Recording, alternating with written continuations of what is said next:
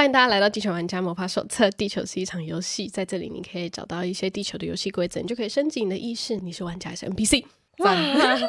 我跟他讲，我开头每次都可以录大概1800万次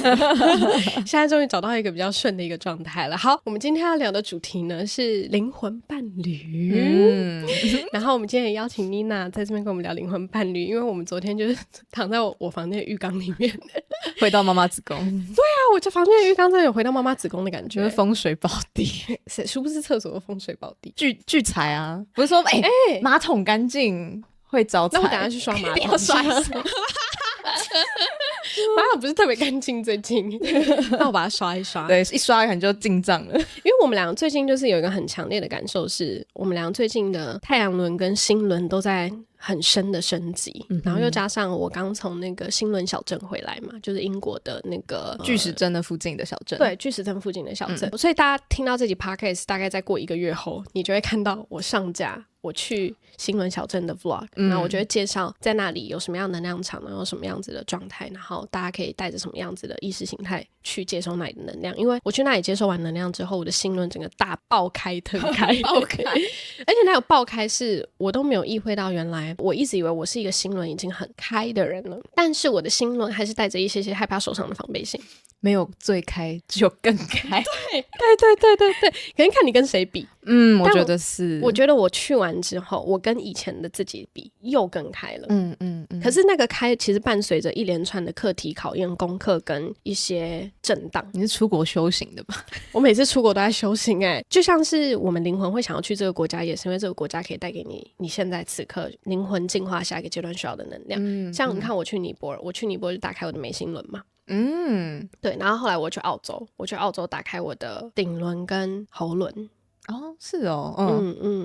我去英国这次就打开我的心轮，这真的是不同的阶段。然后它虽然不会一次来，可是它就会每一次你就觉得你身体有感应了，那你接下来要去这个地方接那里的能量，然后让你开始有所进化。因为我是跟我另外一半一起去的，所以我跟阿尼许一起去，等于我们2个一起在巨石阵那里打开我们的心轮能量。所以在我们2个去完巨石阵之后，我们2个在那一天晚上跟隔天，就是我们相处的那3天，有很深过去从来没有的对话。很少看你会因为感情而有这么大的起伏他通常都是以前的经验，就是感情遇到状况你就这样子就好了呀就是他完全没有这方面的困扰，就真的没有，很像只在跟自己谈恋爱比较多对但很少遇到会有这么deep 因为我遇到我的灵魂伴侣原来就是灵魂伴侣来着所以这也是为什么我们今天想要录这一集因为我对灵魂伴侣这件事情有更深的看见，就是灵魂伴侣有分不同阶段他的任务跟考验。是吗？对，然后我现在以4阶段来讲，我等下后面会讲哪4个阶段第一个阶段呢，就是你们会有很强烈的吸引。而且那个强烈的吸引是不一样的吸引哦，我来跟你们分享到底是什么样的吸引所以大家可以去感受一下，去对应一下，就是我们在灵魂伴侣互相吸引的时候，你会感觉到我们的价值观很近，我们的兴趣很近，我们的生活甚至都很近，所以最深的吸引是因为我们的形状很像。同频相吸的感觉。就有种我遇到你有种很熟悉的感受，我们一定不只有这一世是相遇过，那或者是你就会觉得你跟这个人在一起的氛围感是从来以前都没有过的。可是一开始绝对是快速的吸引，是幸福跟有爱的吸引。但是呢，其实背后它所衍生的，就听过上集 podcast 听众都知道，所谓的2元是什么，就是一股能量一定有2极的能量同存在，所以你们互相吸引的除了是频率共振之外，你们伤口的形状也很像可以互相秀秀的议题。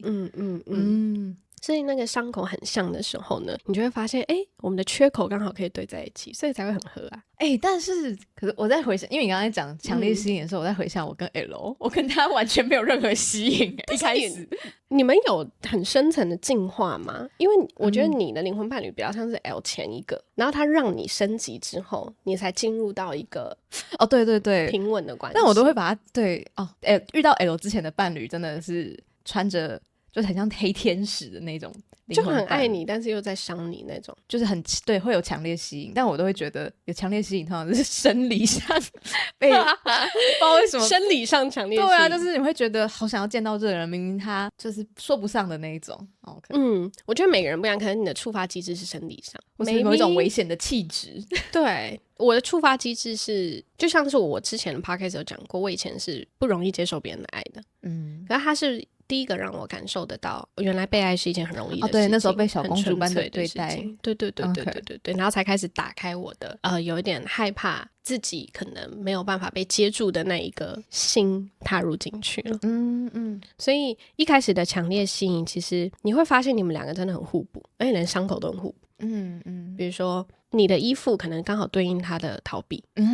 恐惧，然后或者是你的恐惧对应他的自由的课题，然后或者是你的不安全感对应到他的界限议题，就它像很互补的关系，有点像是跳恰恰一样。跳恰恰真的啊，就是不是tango就是你在比如说就两股能量，然后中间有一个平衡界限，对不对？你只要越过这个界限，他只要越过这个界限，你也会往后退，所以这个界限其实很明确，你们两个可以看得见这个界限。可是呢，灵魂课题互相吸引之后，你会进入到一个极度极端的状态，所以你们会互相一直踩彼此的界限可是因为又很有爱，就算踩到彼此的界限，其实都还是会有很多的包容隐忍，或者是会有很多的那种没关系跟理想化的状态，直到我们真的更深入的融合，爱真的在你们之间开始滋养的时候呢，你就走到下一个阶段极度的爱，极度的契合，极度的浪漫之后呢，你们的创伤就开始共振这真的是灵魂伴侣。你有走到这个阶段，就是可能过了那个一开始就是你知道刚认识彼此那种客客气气，然后甜甜蜜蜜彼此的那种可能比如生理的吸引也好，或是谈吐上的吸引也好，之后就会慢慢发现他好像跟我想的不一样的那种阶段。而且每一个人谈恋爱一定都有遇过这种人。我觉得反而是那种人讲那种很奇怪，反而是那样的伴侣真的会让我们成长，就是快速，就很像在照一面就是很深的镜子，没错，深到一个不行。所以你知道第二个阶段是什么？透由镜子照应你最深没有完成的部分。因为灵魂伴侣吸引你的不是，就是为什么灵魂伴侣会出现，是因为它其实会连带着你最怕的，你最想逃的，你最不想面对的东西，你最需要看见的。对，所以为什么它叫灵魂伴侣？很多人都也觉得讲说啊，灵魂伴侣不就是甜甜蜜蜜，然后我爱你，你爱我，然后我们疼爱彼此一辈子，然后我们不吵架，很完美，让你很舒服。的确一开始会有这个阶段，可是那个不吵架完美很舒服其实根本就不存在，那是一个 hook 对，让你可以洗头洗下去，对啊，就觉得关系好棒哦，这段关系对，但人都一定是喜欢好玩的嘛，没错，然后殊不知后面的后面就才是精彩的。对，灵魂伴侣的存在不是让你舒服的，是让你靠近真实的自己的。舒服是不是只是一个你愿意面对真实自己之后的附加？没错，附加价值。唯有真实，真实叫做什么？你整合所有方方面面的自己之后，你所展现出来的才是你灵魂喜欢的样子。可是很多时候我们是展现别人喜欢的样子所以我们就是在打碎这个过程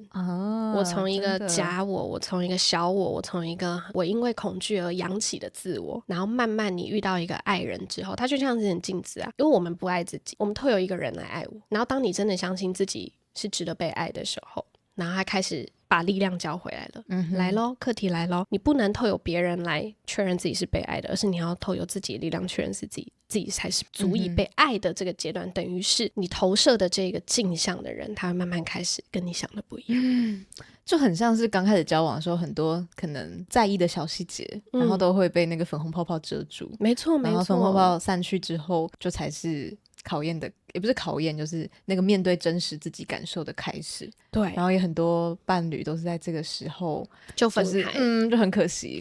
没有熬住。因为我觉得没有熬住还有一个事情是大家都会觉得你怎么跟我一开始想的不一样或者是说你嘴上说很爱我，可是你行为上为什么做一些很莫名其妙的事情那你就是不爱我会有下定义，马上下定义，因为我们会有个保护机制嘛。没错，我要马上透有下定义，然后去保护我自己，然后去跟自己说没有我现在就是要有个很明确的界限，我应该要怎么样怎么样怎么样。但事实上那个还是出自于恐惧的保护机制。没错，而且你不觉得相处到最后，其实虽然是两个人在相处，更像是两个家族的业力关系。讲业力好像很可怕，但其实就是两个家族的思维跟行为模式，他们对于爱的表达跟展现的互相共振碰撞，没错，正在拉扯，没错。而且这个也可以聊到现在这个我们即将要进入到水瓶世代嘛，水瓶世代爱情的这件事情正在重构中。可能对于以前的世代来讲，是我们是在建立在依附，比如说我爱你，那你就是我的，好可怕。对啊，你看以前的人真的就是结婚就不离婚呢，就会觉得这是一件不可被接受的污点。没错没错没错，就有点像是说我需要你我才是完整的，我离婚了或者是说你离开我的生命当中，我就是不完整的一个状态。所以现在这个水瓶世代要终结的是上一个世代祖先的一个业力模式，叫做牺牲式的爱情，忍耐压抑，不离婚不表达，爱就是苦，这种很长时候爸妈都会，可能上一辈世代都有讲说可能伴侣出现问题了，然后可能爸妈就跟你讲到很正常，要忍啊，对，哪有完美的婚姻，对啊，你熬过就好了。凭什么熬啊？奇怪。对，这个就是给自己找苦吃。对，所以这个就是所谓的真实这件事情，我们开始要面对爱其实就是真实的自己，而不是选择维持表面关系。接下来我们会有大量为了进入水瓶世代的频率，这阵子会有更多情感议题出现在每一个人身上。真的，因为我们要从依附变成觉醒的转变的一个过程。因为旧时代的伴侣存在的意义是，你是我的避风港，我们能够满足彼此的需求，甚至是角色扮演。对啊，我需要我的梦想里面是我要有一个独当一面的爸爸。可是尽管我们两个不相爱，可是我们为了孩子不离婚，因为你要扮演爸爸的角色。然后的这个角色扮演其实就是牺牲，其实也蛮心疼他们的，就是爸爸妈妈那一辈，他们那个时代可能他真的有人是觉醒的，但是因为家族集体的压力，导致他又没办法，可能他做了或是他又会受到伤害。对，反而被他们那一辈的人批判或是可能被排挤。对啊，因为那一世代集体意识就是有这种很强烈的牺牲模式。因为他会觉得这样才是成熟的大人。因为成熟的大人很会做角色扮演很会有一个社会化模式。对，好希望他们可以都变成小孩哦，就是回到自己的状态。所以新世代的小孩就是来教他们这件事情。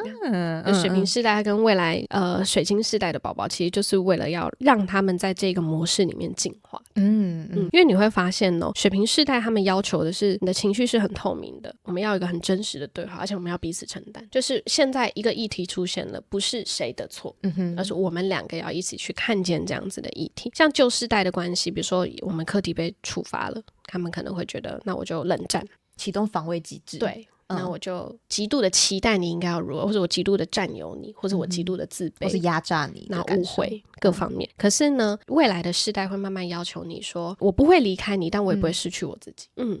所以它就会形成一个更强烈的爱的力量，就是在关系中彼此可以一起成长，不是就这样就压抑或是逃开。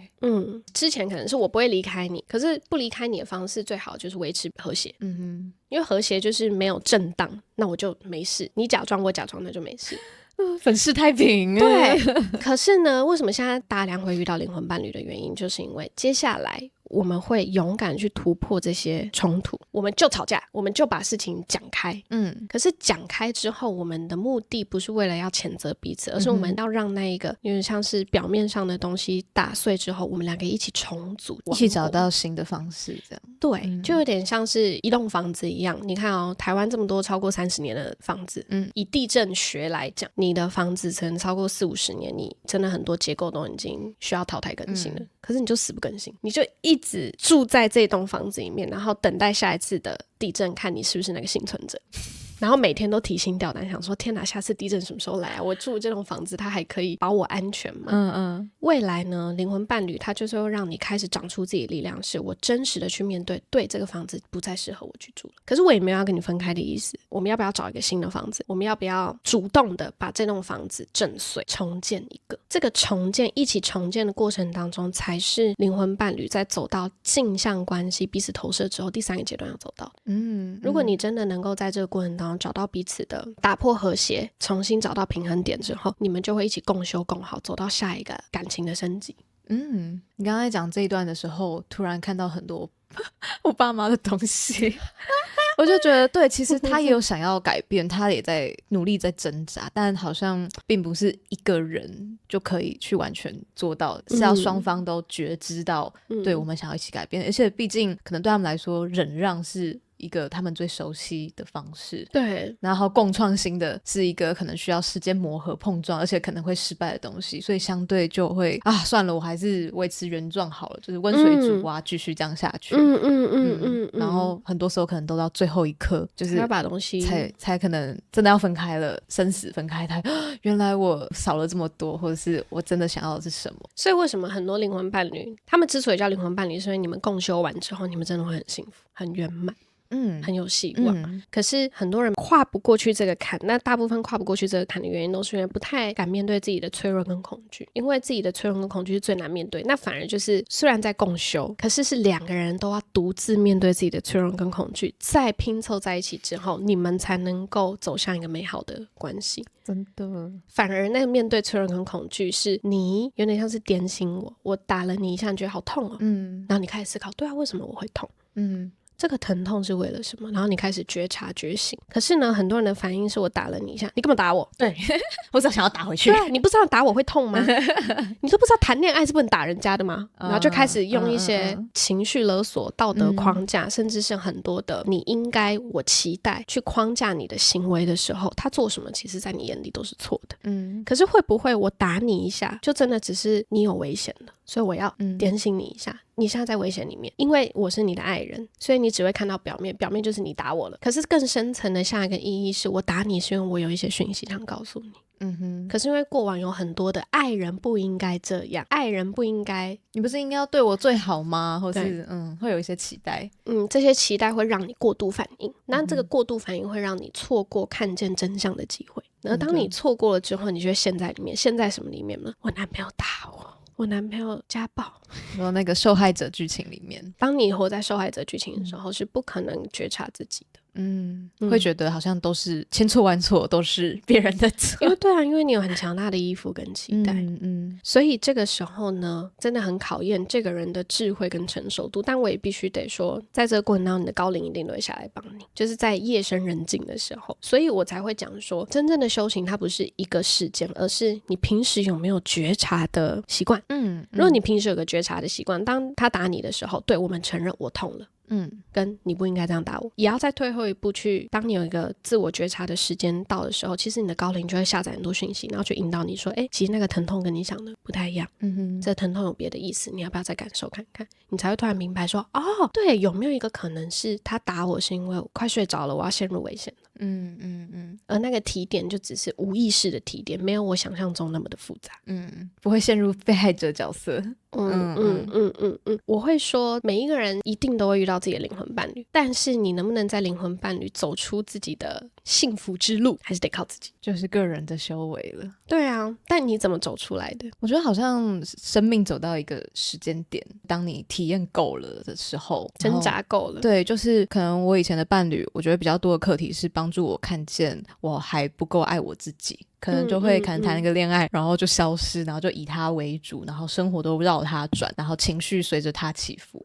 然后曾经以为这个是爱人的方式，可能我也在复制可能以前家里爸妈的那种情绪模式，然后我以为这个就是在瓦解。对，然后我发现好不舒服，为什么会这样？这真的是我要的吗？就是当你就是受伤到一个极致的时候，你就会觉得不要，我受够了，就是那个受够的那个 moment，然后你就会想，那我到底要什么？就是真的只有很多时候知道，我们可能来到这个世界，我们不知道我不知道啊，我不知道，不知道自己到底要什么。他会派很多那种体验包给你，说你这个喜欢吗？不喜欢，好，那再下一个。所以我很羡慕那些他天生就自己知道自己要什么的人。有这种人吗？我觉得还是有，就是他天生就是可能他只要尝试到这个喜欢，他就一直去做，他可能他的试错的，就是他不太需要经历那些很撕心裂肺的东西，他就马上就到那个轨道。但也有可能是他要修的课题不在这边，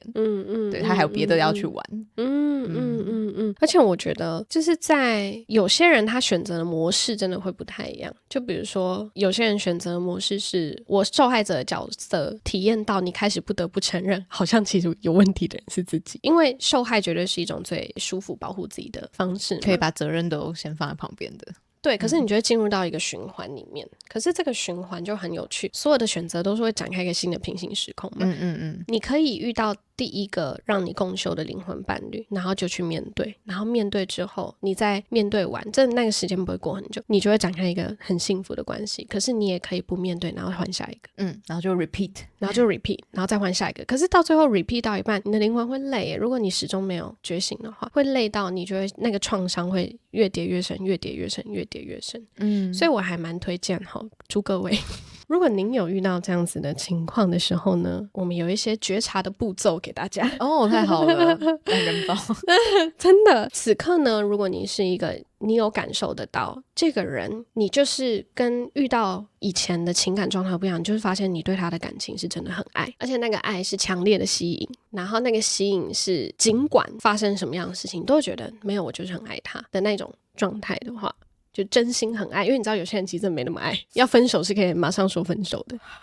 你有遇过吗？有就是蛮能果断的就 OK。 你先讲完你的。就有遇过。这个时候呢，就是你们两个的关系一定会出现一个你没有办法接受的震荡，无论是什么样子的剧情，或者是你无法接受的各种价值观议题等等，你就会觉得好，我们价值观不合，然后我们可能分开对彼此来讲比较好。但我先来讲一下所谓高维的谈恋爱是什么，你们就可以知道要用什么样子的思维去转化这个东西了。好，高维的谈恋爱是，首先呢，我们现在在瓦解的都是三维的恋爱模式，所以你有很多的震荡各方面。瓦解过后，我们要走向一个更高频的一个爱情结构。那个爱情结构是什么？接下来水瓶世代的爱不再是两个人的相遇，是两个意识的相遇。也就是说，你们两个是灵魂的共振。那种灵魂共振其实真的很不容易，有点像是你是在跟他的灵魂谈恋爱，但你们人可能有一堆问题。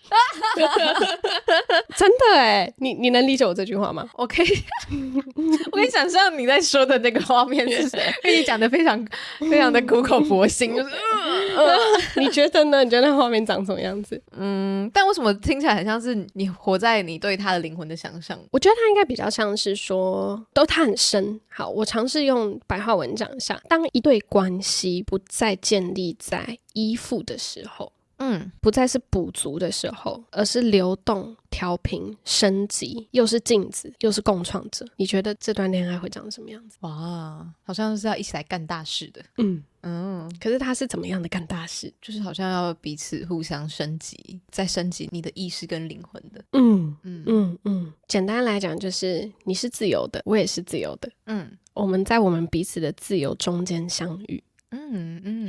举一个例子来看，就有点像是你有听过假日情侣、假日夫妻吗？你是说他1到5都在工作，然后只有假日才会见面？对，他们平时就是分居，然后假日才会见面。有听过。可是对于以前的人来讲，就会觉得夫妻不就是要共同生活吗？你觉得这两个差别是什么？可能他们的行为生活方式不一样，而产生出的一套相处模式。对。但我觉得假日夫妻他其实我觉得还有一个很棒的平衡点，就是在平日的时候都是你自己的时间，到假日的时候就是我们共创的时间。我保留了完整的我，你也可以做你完整的你。可是我们不用一直绑在一起，因为我们就是不同的人。我们就是有不同的兴趣、不同的价值观、不同的生活圈，我们要承认这件事情。所以我允许你过你的生活，我也允许我过我的生活。我们在我的生活跟你的生活之间找到一个空间，自由的空间。可是我们还是要共同目标。另外一个时间就是我们一起来共创共同目标的时候，就变成它的距离会拿捏得很好。当然不一定要是一个很明确的我们假日才见面的距离，不是的，而是心理上的距离。举一个例子，在同一个空间的时候，你依然可以你做我的，我做我的，然后我们两个互相共振跟交流，就真的是你做你自己，我做我自己，就像是说我爱你，但是我还是保有我自己，我还是爱我自己，这种。没错。所以套回来原本的例子来讲，现在很多人遇到很多很强烈的吸引，就会越强烈的吸引就会越觉得你是我的。那既然你是我的，你就要活成我想象的样子。当你没有活成我想象的样子的时候，你会马上觉得不应该，而不是停下来聆听你为什么会这样，也就是尊重他的不一样。所以会有很强烈的震荡跟恐惧出现，就是因为其实我们某种程度是用控制跟匮乏占有来去绑住你跟他之间的关联。那我觉得大部分人看到转变的时候，很难第一时间会马上去接受，因为他可能会觉得你以前不是都会怎样怎样吗？为什么现在没有怎样怎样？你可能会透过就是情绪，然后一些言语的控制，来让它变成你想要的那个舒服的样子，就是永远不能变。对，可是这就不是自由。所以如果好像当一方他表达他说不对，这个其实才是我最舒服的样子的时候，另外一方有没有办法也接受？所以要怎么接受？其实你如果是一个忠于自己跟做自己的人，你是可以很轻易接受这件事的，就可以也尊重他的自由性这样。因为通常你没有办法接受，是因为你自己也还没有来到那个阶段，你也还没有真正的厘清自己想做什么，你也还没有厘清自己能做什么跟爱做什么的时候，你就会发现当他开始有自主意识的时候，你就觉得不行，会很焦虑。对，你为什么可以有自主意识？以前我们不是都一起的吗？所以那个就是占有跟自由之间我们要做的选择跟考验。所以每当如果你有在这个阶段感觉到不舒服的时候，亲爱的，你要做的事情是把注意力放回你身上了。好像最终讲一句都是这样。对啊，你唯一要注意的事情就是这件事。而且我发现真的好像会想要跟伴侣吵架的时候，我都会发现我好像很不爱我自己，就是我把我的情绪变成是他的责任，对，然后才会想去跟他吵架。不然就是我都很好的时候，他做很多事情我都觉得那很正常啊，本来就是这样。然后当我想要跟他吵架，想要有攻击性的时候，通常都是我没有那么爱我自己，我有一些就是不舒服的感觉，我想要乱砸在别人身上。对，因为一个受伤的孩子发个疯其实是蛮爽的，真的，但也要看对方就是他的状态怎么样。如果他觉得莫名其妙，然后就把你丢在那边，你反而会二次受伤。对，所以我后来就是学会非暴力沟通。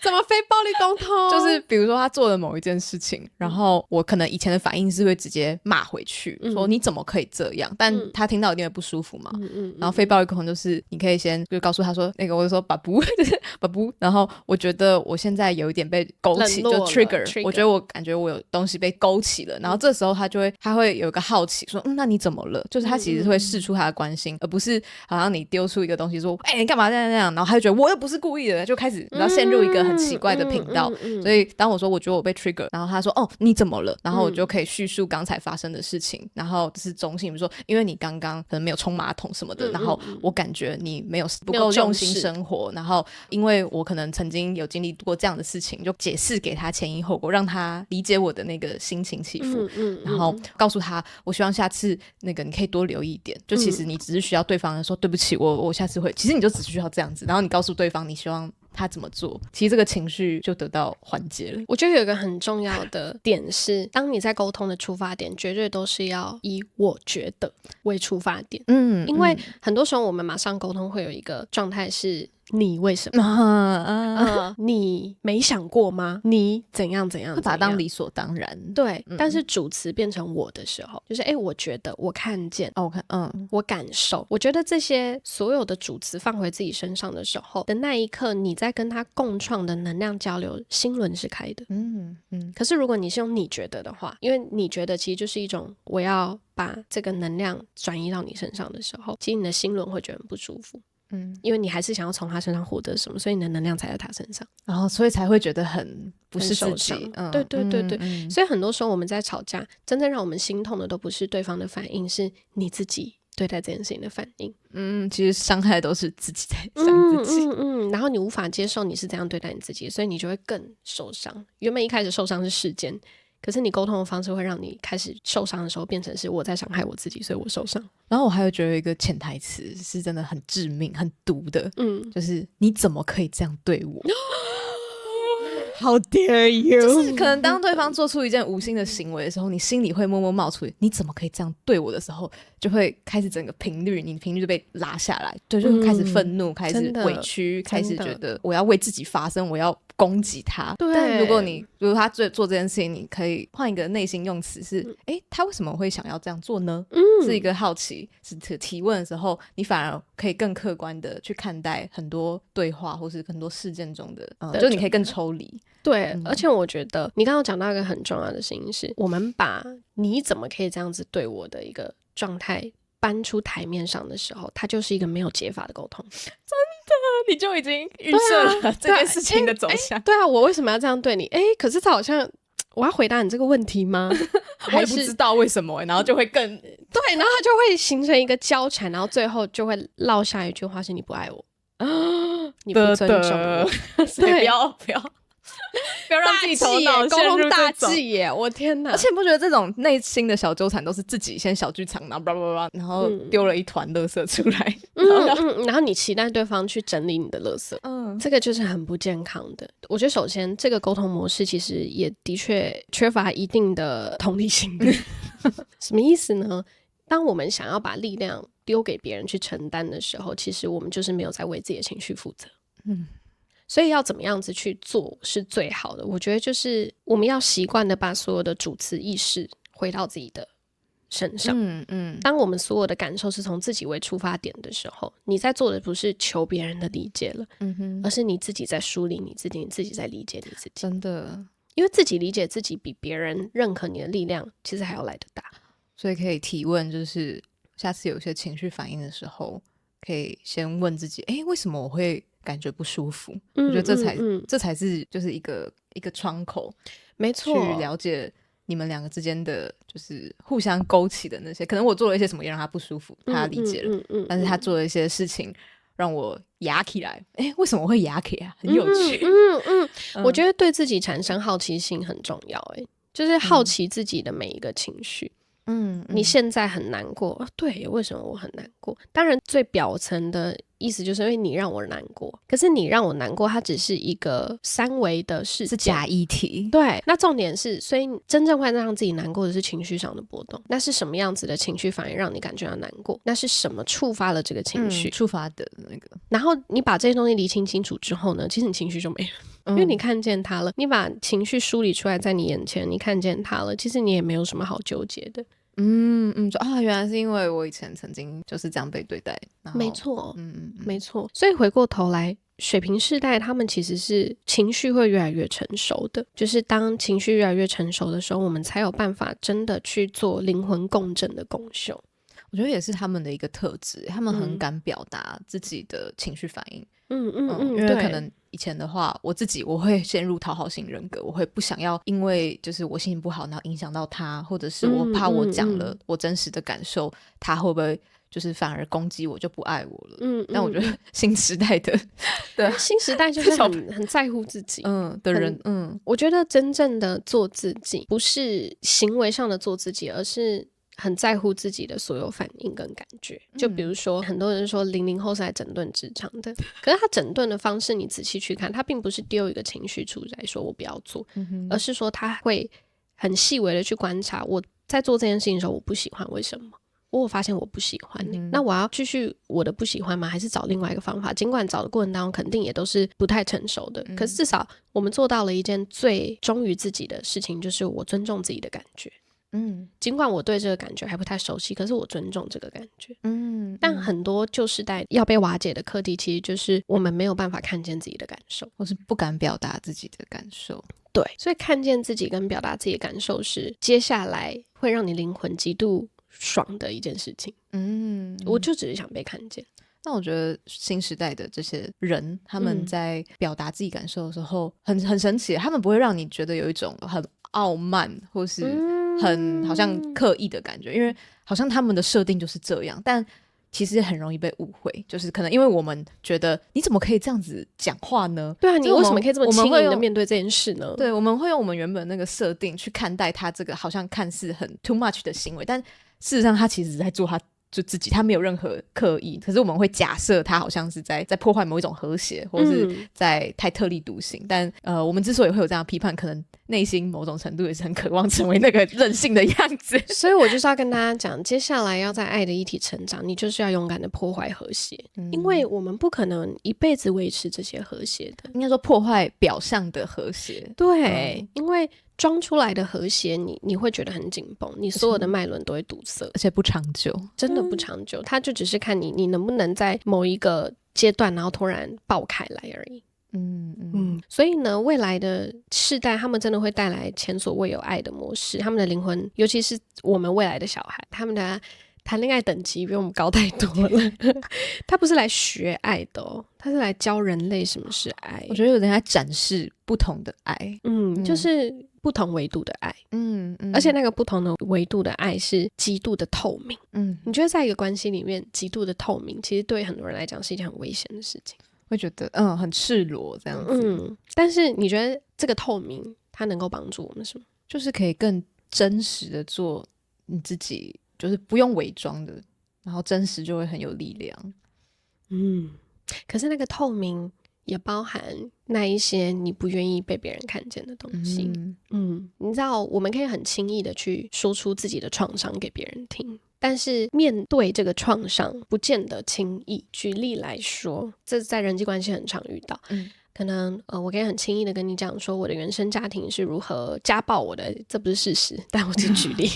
我的原生家庭如何家暴我的，或是如何唾弃我的，如何有极度的强烈让我感觉到我自我价值不足的，我可以很轻易的跟你讲这件事情。可是今天有一个人不小心用一样的方式对待你的时候，你能够接受吗？这个就是透明，这才真正的透明。不小心被这样对待，然后你还是可以保有觉知的知道他不是故意的，这样子吗？OK，他不是故意的，我们就是要来看见这一些黑暗面，这些黑暗面极度正常，这叫做透明。当你能够把黑暗面也觉得很正常的时候，而不是我被爱才是正常的，你说就是双方都但我觉得这真的是很需要双方的觉知对，而且在这个价值观如此复杂的世代里面，你还要坚持这个价值观很难。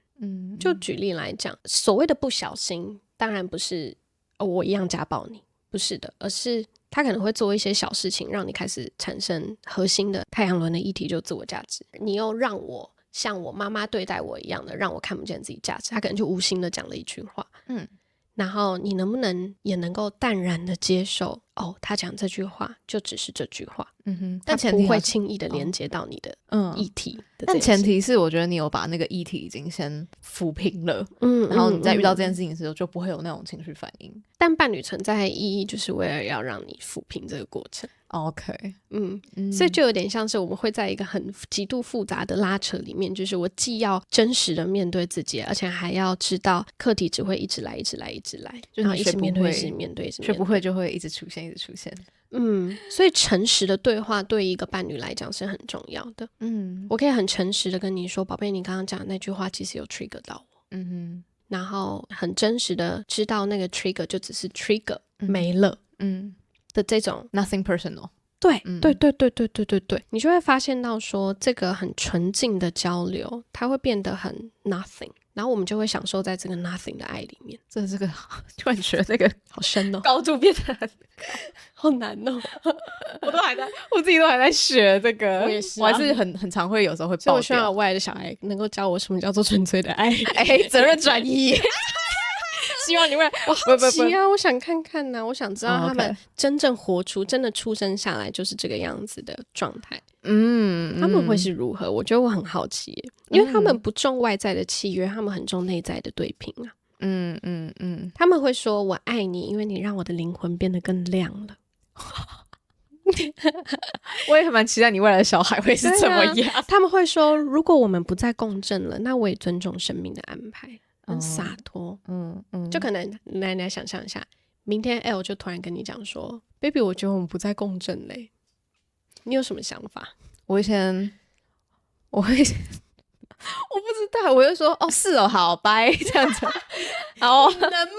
不能啊，一定会有不知道。我觉得我应该还就是人，我们都还是人，还是会有一些内在的拉扯跟纠结，会说为什么呢？你可以跟我分享一下吗？那我们还可以怎么一起玩？但也许未来的小孩就这么洒脱。希望不要这么快啊！最好等我已经走了没有啦对不对？然后它是一个很好啊，很好。很简单来讲呢，就是其实地球的确有一个很深的爱的业力，所以这也是为什么我们在感情上一直有一些循环式的议题，因为地球几千年来的爱是恐惧、占有、牺牲、压抑、控制、交易。也因为这些东西，这条业力线要慢慢变得很轻盈、很轻盈，彻底切断、重置跟洗牌，我们其实才能够体验两人关系以外的东西，也就是说无恐惧、很纯粹、无我无害的交流，而且不单单是在人跟人之间，爱人跟爱人之间。你看我们爱人跟爱人之间都可以这么纯粹了，你真的会花很多时间跟精力在那我现在所身在的地球，我要如何让它变得更好，而不是花很多时间在小情小爱上。这个东西就像我刚刚讲，当有一天我们在面对最深的爱人，都可以很轻盈的说如果明天不再共振了，那我们就这样吧。能够来到这个高度的状态，其实也是代表说我们的重心转移了。我们不再执着跟纠结在爱之间，而是我们已经成为爱，所以我们可以在成为爱的状态之下疗愈这个地球。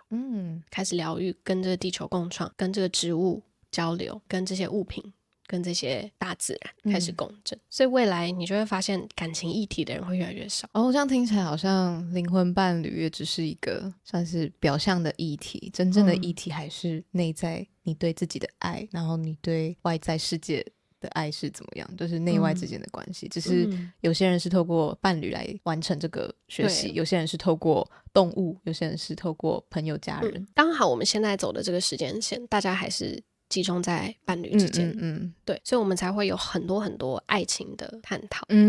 然后非暴力沟通的探讨等等因为现在我们的确有一个很深的爱情业力线嘛，那当这个业力线越来越薄越来越薄越来越薄的时候，你就会开始重心转移到其他共创上。就像是我们现在围绕在我们生活中，不外乎就是金钱、人际关系、爱情、健康，对不对？你看我们现在也可以感觉到金钱已经不会是我们的问题了，金钱的这条业力线其实已经在松开了，未来会是没有所谓权力、金钱、利弊的一个世代，它变成一个很共创共荣的一个交流。所以我们不再执着于金钱了，下一个就是爱情。哇，真的最终都回到自己的爱。对，所以金钱不再带给你压力的时候，爱情也不再带给你压力的时候，健康也不再带给你压力的时候，那你真的会成为一个很纯粹爱跟光的本身呢。那这个时候你想做什么？我觉得大家可以思考看看。而且这是正在发生的事情。对啊，你看我们都可以体感得到，以前金钱这个东西压抑我们多深，可是现在对我们两个，至少对我们两个来讲是有体感的，还好。就拿掉所有外在的干扰之后，你会看见自己来这个地球到底要体验什么，要玩什么，就可以不用有那么多因为我要干嘛所以我不能干嘛。对对对，没有借口了。没错没错没错。所以当我们不再需要透过一段关系来证明自己价值，你看以前的议题是我要透过我的金钱权利来证明自己价值，现在是你不再透过一段关系来证明自己的价值的时候呢，那你就会真的展现更真实的自己。所以我还是蛮期待，就是有一天我们不再谈恋爱的时候就是这样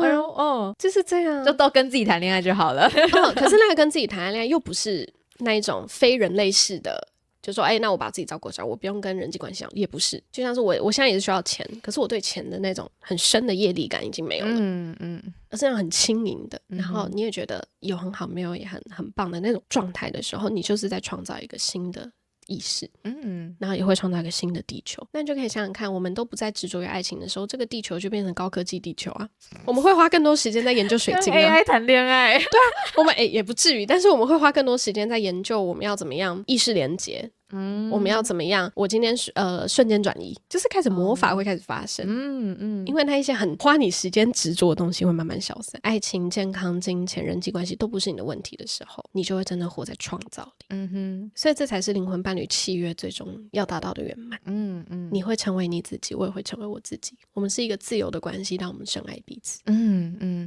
所以祝福真的每个人都可以遇到这样子的对象。但是呢就是遇到这个对象也都不是我们的目的，因为我们的爱情本来就不是为了浪漫，是为了创造一个新地球，然后我们学习每一个阶段的爱也都是为了未来的那一个高科技地球铺路。我们都只是那个宇宙的棋子是吗？对啊我们现在就是我们还是个 baby， 我觉得是还是我们也都还在学习跟成长。没错。所以呢，聆听到这集 Podcast 听众，也希望你们可以透有这一些灵魂意图的转变，从爱的二元到爱的一体，然后从旧的二元爱情转向新的爱，自由的爱，真实的爱，有意识的爱。我们最后会学到一件事情是，我爱你但我不失去我自己，我爱你但我也爱我自己。而我们不是靠彼此完整，我们是因为各自完整，然后呢相遇过后就觉得你真好玩就这样，我喜欢跟你一起玩。最后这就是新时代伴侣的使命。好棒哦。对啊，就会变得很棒。所以呢，我们旧的城市码已经在瓦解了，我们从依附占有角色化到觉知共享跟共创。当我们能够理解这一点的时候呢，我们就可以从渴求被爱走向自己就成为爱。但是呢，这些唤醒的过程其实都不太容易，所以也希望这集的内容可以帮助大家在这个唤醒的过程当中找到一些小撇步，好好的做很深层的自我疗愈跟自我陪伴。OK， 那我们今天来抽一张指导人神谕卡来给聆听这集 Podcast 听众祝福跟指引。我们来抽呗，可以吗？直接掉3张，没有，你掉5张，好多哦。那你从5张再选2张，2是一个不错的数字。我们抽到了惊喜跟变动。我觉得它的那个牌面很有意思，因为变动这张它是一个人，他在一个像是蛹里面，蝴蝶的蛹里面，然后惊喜是一个人他在开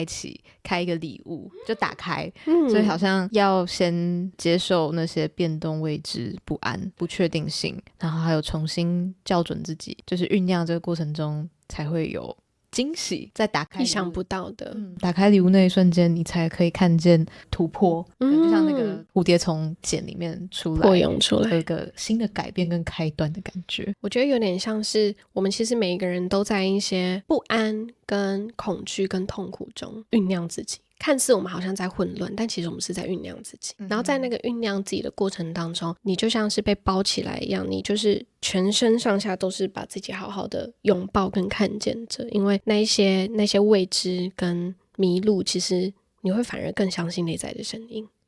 然后把自己包住之后呢，时机到了，你就会所有的东西就会破茧而出，真相真实的一切浮出水面的感觉。对，浮出水面之后呢，你就会发现浮出来的不单单只有恐惧，还有成长，浮出来的不单单只有悲伤，更多的是觉知，而且还有很多意外的惊喜礼物。对，那当你把这些东西都浮出台面水面上来了之后，你看见它，你才开始有选择权啊。好，我现在开始选择，那我要走这一条，走那一条，走这一条，所以你才是真正那个创造改变的人。那变动在你的生命当中出现了之后呢，很多的惊喜就会随之而来，但很多的惊喜随之而来的时候，就是你有真正突破的时候。因为惊喜的相反也是就可预测嘛，所以如果你没有去就是去突破，那就也不会有这个惊喜。真的。所以呢，也祝福聆听这集 podcast 听众的各位，祝福你们在谈恋爱的过程当中呢，都可以找到自己生命的节奏，然后但是最终还是要回归到又是一个议题，叫做那我们能不能好好的拥抱自己，感受自己，陪伴自己呢？当我们可以做到这一点的话，基本上就算很多的变动跟不安出现，你都有稳住自己的基础方法。我可以再加一个给就是可能还没有遇到灵魂伴侣的人。好就是如果你现在是可能一个人，就是或是你很渴望就是遇到你的灵魂伴侣的话，虽然前面讲了那么多都是要回到自己嘛，不用觉得那我没有灵魂伴侣就好像落后人家了。没有，就是就算这个人你遇到这个人他可以陪你一辈子，但是如果以灵魂的旅途来讲，这个人可以陪你这一世，但是下一辈子你可能又遇到不同的人。所以终究最后可以陪你走到最后的就还是只有你自己。所以不用纠结说我一定要找到一个什么样的人，因为你自己才是最重要的。真的没有被落下，宇宙都会护持。对啊，灵魂伴侣它也只是一个，就我们有方方面面的修行模式，它就是一个谈恋爱的修行模式，你一定会遇到属于自己更有趣的修行模式。没错，对啊，我们都会体验到，我们都会遇到，但是遇完之后那个破茧而出自己才是最美最重要的。所以呢，祝福大家你不是一个人玩游戏，祝福你今天在地球玩得开心，我们下次见咯，拜拜拜拜拜拜好赞哦，今天的流很美耶。